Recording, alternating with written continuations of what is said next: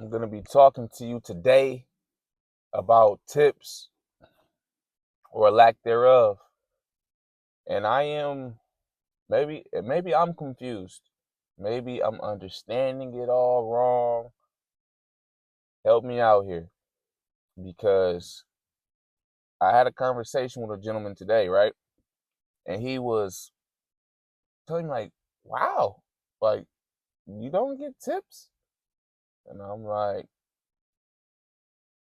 "Maybe on one of the apps it's say maybe 2 to 3 out of 10. It all depends on the time, right? If you're, driving people who may be, I feel like, intoxicated or inebriated, they they tend to tip you and have more of a gratitude of you being able to get them home safely or to the bar, or they're in a better mood. That's why I don't do long trips as much. They don't pay you for the way back, and it's not even 50-50 on the tip. The odds are way less than 50%, I assure you. And I'm not complaining. I'm extremely grateful to be able to be self-employed. It's a journey that I almost stopped just because I listen, right? I read, I see the community telling me about the potential bad things that come along with it. But then I also had to think about the the upside too. I'm all about positivity, and there's going to be downsides to any job, and I really am contemplating on am I am I built am I in the season to work a 9 to 5 job outside of something that's of my own or a part of my own, and that's a reality for me. Talking to my wife, she does not view this as a real job, and I'm sure she's not alone. There's a lot of people, I'm sure, that don't view this as a form of, a real job, even though it is. People view it as gig work, a gig job, just a gig, not a job. A gig is a gig, a job is a job, right? If a gig was a job and a job was a gig, then we wouldn't have both words. Let's not do that. We're not gonna do that. We won't. The point is, there's a lot of people that don't view it or take it serious, and I'm really thinking about I am taking it serious. And what I mean by me like saying I'm gonna take it serious, even though I already am taking it serious, is that like doubling down, like, okay, yes, for sure, this is what I will be doing for the immediate future. Putting it in God's hands and be praying on it. I just need to focus on myself, and I worry about too much other people, what they say, what they think. But sometimes it does help, right? I do need the knowledge. I do need to take into account some things, but then in the same breath, sometimes I overthink it.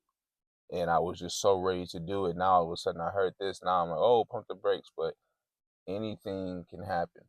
I can get whatever 9 to 5 job, right, with all the benefits in the world, and the job just isn't for me. I have worked plenty corporate 9 to 5 jobs. I know that I potentially need to work on myself, because if I'm the problem or I have problems every single time, I don't want any more of that. I truly don't. I'm not sure why people don't tip though. I mean, not digress anymore. They don't they don't view this job as, or the service as, an actual service. I don't know if they think that the employer, like the rideshare company or app, is providing us with enough money, but it's the same situation as being a waiter or a waitress. And I don't believe people have that understanding of that when they're requesting their ride. I honestly, I'm all about positivity, right? This is not complaining, but I do not understand why so many people order these luxury at that. You may not look at it as luxury, but it's luxury. If you are ordering a personal ride to you, I get it. Everybody has situations. I get it. Some people going to work, some people going to the bar, some people having fun, some people going to school. The government is even getting these people rides to get to their medical appointments, things of that nature. But again, that does not mean that the driver should take the loss every single time. If you cannot afford to tip, maybe you should not be doing that. You should not be using this service. You should not be ordering delivery food. There are, or let me speak for where I'm at in all the places that I've ever been, they have public transportation. It may not be the best, it may not be the most convenient, but clearly most people cannot afford convenience. And it shows. And it's sad that the companies just allow for this. I was just telling my wife, like, for every airport trip, it just needs to be an automatic minimum $5 on there that gets charged. However they want to slice it, whoever wants to pay the tab, it needs to be plus five minimum. And that's not even a lot. $5 to deal with airport bags, all the extra stuff, right? Because at the end of the day, it's just supposed to be a ride. Now all of a sudden, we doing bags, we doing groceries, we doing the friend's friend, the friend's friend's cousin, all his bags, all his clothes. We picking up this, we picking up that. We doing everything but tipping. I assure you, we doing everything but tipping, everything. And sometimes it's just like, come on. So extra $5 for anything extra, right? So that way, at least the driver has that. We're not worried about if said person is gonna tip, because they probably not. And not, I'm grateful for $1 or two, but even then, it'd be $1. Sometimes two, like they, I can't remember. I almost lied to you and said I can't remember the last time I got a big tip, but it was a while ago. I assure you. It was before I had my little tip jar. I got one person to participate in the tip jar thus far. So that just goes to show you. I need to start putting it back out. But it's just like, and I get it. When I say I get it, I mean this. Everybody, like all these companies, all these businesses are asking you for your money, asking you for tips. If it's not a tip, it's a donation. Like, I get it, for less. People are asking for tips for just doing their job. That's totally different. You have to understand the dynamic of certain jobs. There's jobs that are getting paid, like, they have their salary, they have their hourly, their full hourly. Okay, good. A tip is, that's just extra. And what those companies are using those tips for is to actually pay the employees. I think I might have did a video talking about it a little bit, but that's messed up. They're basically using you and me to pay that person's a big portion of that person's check, and the company's not even paying them the money for their hourly. It's coming out of the tips. So that's mind blowing. But when it comes to people like, rideshare, I don't know if taxi drivers follow the same thing. I feel like that meter charges enough people, enough money, enough money for the driver to be well compensated. I never did sole pure taxi cab driver work on a meter.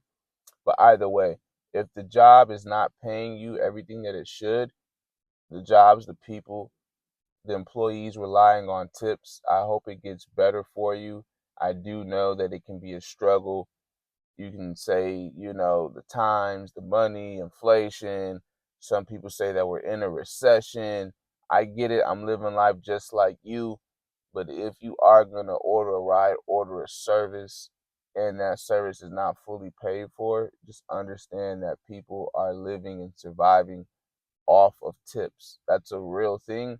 And if you can't afford the service, maybe you should consider other ways, other means, until you can at least afford for that service and a tip. Like, the company isn't gonna do it. And it's sad. They're just gonna take advantage. And as a person, you're helping that system. No, you didn't create it, but you shouldn't take advantage of the next person. Have some decency, some common courtesy. Treat people how you would want to be treated. If you're doing something for someone, especially if it's business, understand that if you don't have the money, don't push or pawn off your brokenness on the next person.